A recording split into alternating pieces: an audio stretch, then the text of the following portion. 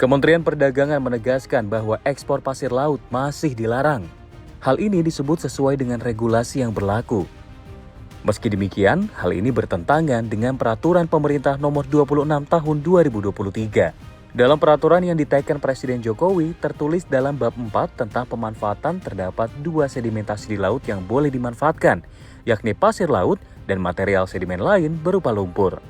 Dalam aturan ini juga tertulis bahwa pemanfaatan dapat berupa ekspor apabila kebutuhan dalam negeri terpenuhi.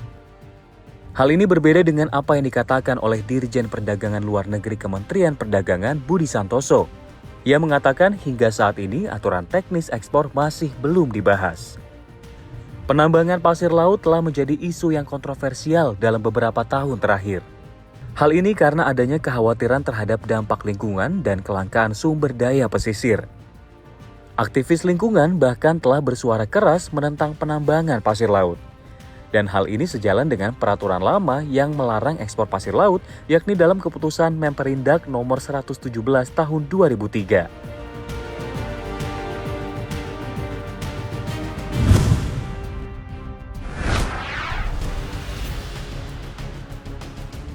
Otoritas Jasa Keuangan atau OJK mencabut izin usaha PT Sun Maju Pialang Asuransi atau Sanma Indonesia per 23 Juni 2023. Atas hal ini, perusahaan dilarang melakukan kegiatan usaha dan menggunakan kata pialang asuransi, insurance broker, dan atau kata yang mencirikan kegiatan pialang asuransi. Pencabutan izin usaha Sanma Indonesia dilakukan melalui terbitnya surat keputusan Dewan Komisioner OJK. Selain itu, perusahaan diwajibkan untuk menurunkan papan nama baik di kantor pusat maupun kantor lainnya di luar kantor pusat. Serta diwajibkan untuk menyelesaikan hak dan kewajiban sesuai dengan ketentuan perundang-undangan yang berlaku. Sebelumnya, OJK sempat menjatuhkan sanksi pembatasan kegiatan usaha atau PKU kepada Sanma Indonesia pada Desember 2022. Pengenaan sanksi tersebut dikarenakan perusahaan belum memenuhi beberapa rekomendasi hasil pemeriksaan langsung.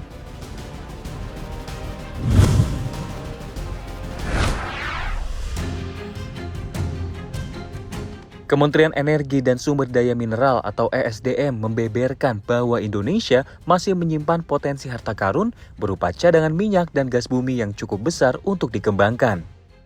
Bahkan terdapat potensi minyak sebesar 2,4 miliar barel dan 45 triliun kaki kubik gas TFC yang masih bisa dibor. Menteri ESDM Arifin Tasrif menjelaskan kegiatan eksplorasi migas di Indonesia sejatinya cukup agresif pada periode 2012 lalu. Hal tersebut menyusul dengan prospek harga minyak yang cukup menarik pada saat itu. Menteri Arifin Tasrif juga mengungkapkan bahwa potensi cadangan minyak tersebut berada di Blok Warim, Papua. Oleh sebab itu, pemerintah akan mencoba mengoptimalkan sumber daya alam yang ada di dalam negeri.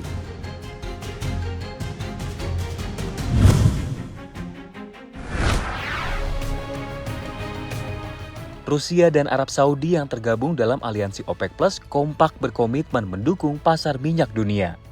Menteri Energi Saudi, Pangeran Abdulaziz bin Salman mengatakan kedua negara akan melakukan apapun yang diperlukan untuk mendukung pasar. Pada Senin 3 Juli 2023, Arab Saudi telah memperpanjang pengurangan produksi minyaknya secara sukarela 1 juta barel per hari hingga Agustus. Sementara Rusia mengumumkan rencana untuk memangkas ekspor minyaknya 500.000 barel per hari pada Agustus. OPEC Plus yang merupakan kelompok negara-negara pengekspor minyak dan sekutunya, termasuk dalam hal ini Rusia, telah memangkas produksi minyak sejak November karena harga yang lesu.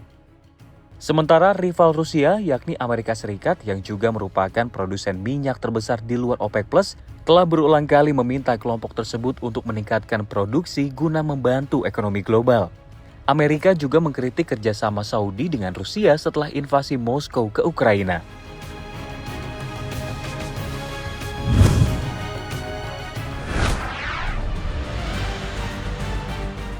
Kerusuhan Prancis yang berlangsung seminggu ditaksir merugikan sektor bisnis hingga 1,1 miliar dolar Amerika Serikat atau setara 16,4 triliun rupiah. Angka ini merupakan perkiraan kerugian yang dihitung oleh Asosiasi Pengusaha Prancis MEDEF. Pihak MEDEF melaporkan para pengunjuk rasa telah menjarah 200 toko dan menghancurkan 300 cabang bank dan 250 toko kecil. Sementara itu, Menteri Keuangan Bruno Le Maire menyebutkan jumlah toko yang dijarah mencapai 1.000. Namun, dirinya tampak menyepelekan potensi kerusuhan ini berdampak pada ekonomi Prancis. Gelombang kerusuhan ini merupakan buntut penembakan anggota polisi terhadap remaja berusia 17 tahun Nahel Marzouk yang ditembak mati oleh polisi saat berhenti lalu lintas di pinggiran Paris. Warga berunjuk rasa mengutuk aksi tersebut hingga pecah konflik dan meluas ke berbagai kota lain.